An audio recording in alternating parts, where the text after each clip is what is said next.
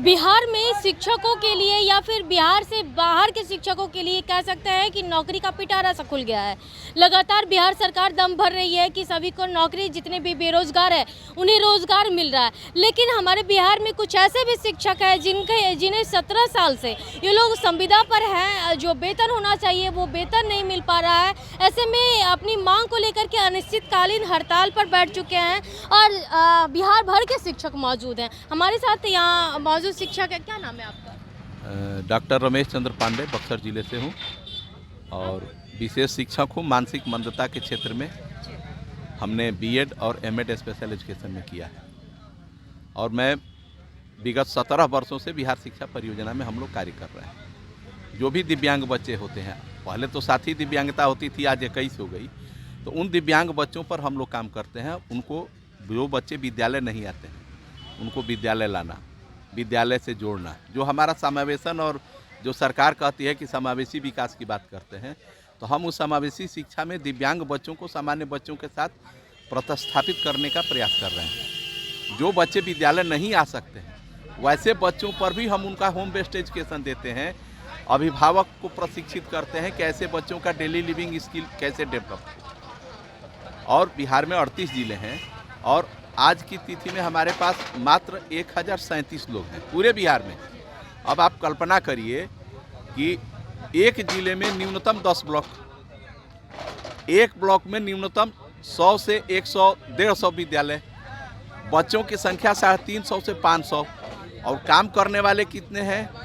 सरकार ने 3 पद सृजन किया ब्लॉक में, उसमें भी आज की स्थिति यह है कि कहीं 1 शिक्षक हैं, कहीं 2 शिक्षक हैं। आप कल्पना करिए कि कैसे वो काम करते हैं। जिस तरीके से अभी शिक्षकों की जो वैकेंसी निकली थी और बहुत सारी बहाली भी हुई है, तो आप कम शिक्षकों की बात करें, लेकिन शिक्षक तो बहुत सारे स्कूल पे जा चुके हैं। नहीं, जो शिक्षक गए हैं वो सामान्य शिक्षक हैं, वो विशेष शिक्षक नहीं हैं। मैडम, बहुत लोगों को ये जानकारी नहीं है कि जो सामान्य शिक्षक बनते हैं उनके कॉलेजों का अफिलिएशन होता है एनसीटी से, और जो भी शिक्षक बनते हैं एनसीटी की अपनी एक गाइडलाइन होती है। लेकिन विशेष शिक्षा के क्षेत्र में जो आरसीआई होता है, रिहेबिलिटेशन काउंसिल ऑफ इंडिया, उसका मैं एक मैनेजमेंट कमेटी का मैं नेशनल लेवल में मेंबर भी हूँ आरसीआई का। आरसीआई से मान्यता प्राप्त संस्थान से जो लोग प्रशिक्षण प्राप्त करते हैं वही लोग दिव्यांग बच्चों पर काम कर सकते हैं। अगर वो प्रशिक्षित नहीं है और दिव्यांग बच्चों को पढ़ा रहे हैं तो 6 महीने की जेल या 5,000 रुपये का जुर्माना का प्राविधान है। लेकिन सरकारें करती क्या है कि हमारे ही विशेष शिक्षकों से सामान्य शिक्षकों को थोड़ा सा ट्रेनिंग देके उनको कहती हैं कि ये तो अवेयरनेस का काम करते हैं, पढ़ाते नहीं हैं। तो मैडम, 4% रिजर्वेशन हमारे दिव्यांगों के साथ छलावा है। जब पढ़ेगा नहीं बच्चा तो रिजर्वेशन आप कहाँ से देंगी? आपके पास शिक्षक नहीं है। हम 17 वर्षों से सरकार से विनय कर रहे हैं, सरकार नहीं सुनी। 1.5 साल पहले माननीय उच्चतम न्यायालय का एक निर्णय आया कि आप प्रत्येक विद्यालय में एक विशेष शिक्षक दीजिए। अभी उसी के आलोक में सरकार ने लगभग 7500 पदों का सृजन किया है, सृजन हो गया है, नियुक्ति बाकी है। मेरा कहना है कि आप निश्चित नियुक्ति करिए, लेकिन जो आपके घर में सरकार के बुरे दिनों में जब हम अल्प मानदेय पर 5200 रुपये से हमने शुरुआत की थी, तब हमारे शिक्षा मित्र लोग 4000 पे थे। आज हमारे शिक्षा मित्र 40 प्लस गए हैं और आज भी हम 14,700 पे हैं। एक आरोप के तौर पे लगाया जा रहा है कि एक जो नियोजित शिक्षक थे, शिक्षा मित्र थे पहले, फिर उन्हें नियोजित शिक्षक बना दिया गया। 40,000, आप लोग को 16,000 के आसपास, तो कहाँ छलावा? जी बिल्कुल, मैं आपके चैनल के माध्यम से बताना चाहता हूँ कि हम संविदा पे परियोजना के तरफ से जो विशेष शिक्षक नियुक्त हैं, इनके भविष्य के साथ छलावा और खिलवाड़ भी है।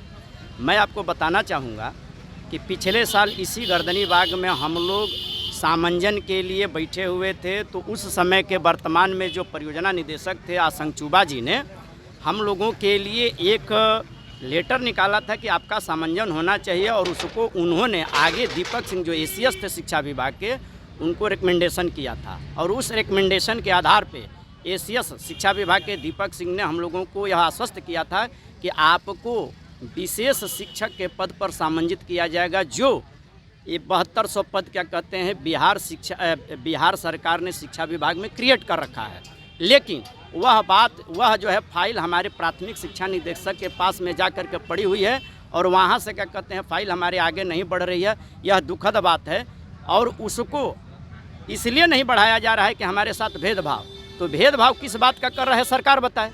सबको तो क्या कहते हैं समावेशी विकास के तरह नियुक्ति पत्र खुलेआम बांटा जा रहा है और हम जैसे कि हमारे बड़े भाई ने बताया कि हम BCEd special, DElEd special, MA BEd करके यहाँ जो है विशेष शिक्षा के पद पर कार्यरत हैं और मिलता क्या है 14,000 मात्र 700।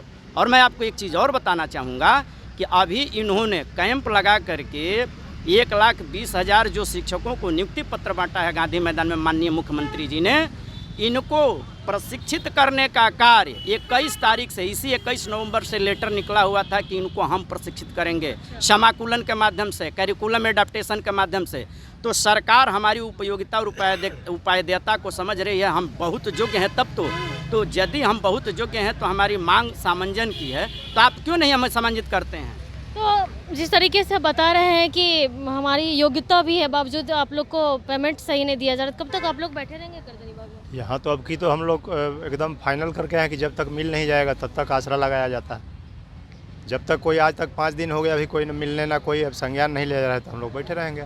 क्या आप लोग इससे पहले पिछले साल जो बैठे थे तो कोई आए थे मिलने के लिए? पिछले साल भी कोई लेकिन वार्ता हुई थी, उन चीज़ों का भी अमल जाके पहले नहीं हुआ। लेकिन अब ये जब हम लोग ज्ञापन दिए कि अब हड़ताल करेंगे तो आनंद फानन में 2 दिन पहले लेटर निकाल दिया जो भी कार्य मैंने उसमें देना था, लेकिन साल भर से उस पर ध्यान नहीं था। मैडम ये है ना कि तो कई सारे ऐसे हैं जो इन लोग का आरोप है कि जितने वर्क है जो नई नियुक्ति हुई है, जैसे शिक्षकों की गांधी मैदान में नियुक्ति पत्र बांटे गए, उन सभी शिक्षकों को जो ट्रेनिंग देना इन्हीं लोग के बस की बात है।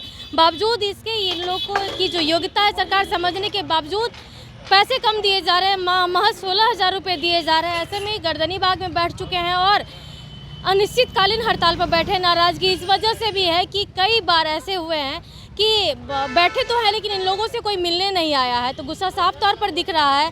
और ये भी कहना है कि 17 साल से ये लोग नौकरी में हैं, बावजूद नियोजित शिक्षकों को 40,000 से ज़्यादा पेमेंट मिल रहा, बावजूद 16,000। तो कई सारे ऐसे मांग है और नाराज़गी साफ तौर पर है। अब देखना होगा कि अनिश्चितकालीन हड़ताल पर बैठे हैं, कौन मिलने आते हैं और कब तक इन लोग की मांग पूरी हो जाती है। लेकिन फिलहाल 5 दिनों से ये लोग गर्दनी बाग धरना स्थल पर बैठे हुए। फिलहाल के लिए इतना ही। बने रहे के साथ पटना संगीता सिंह रिपोर्ट।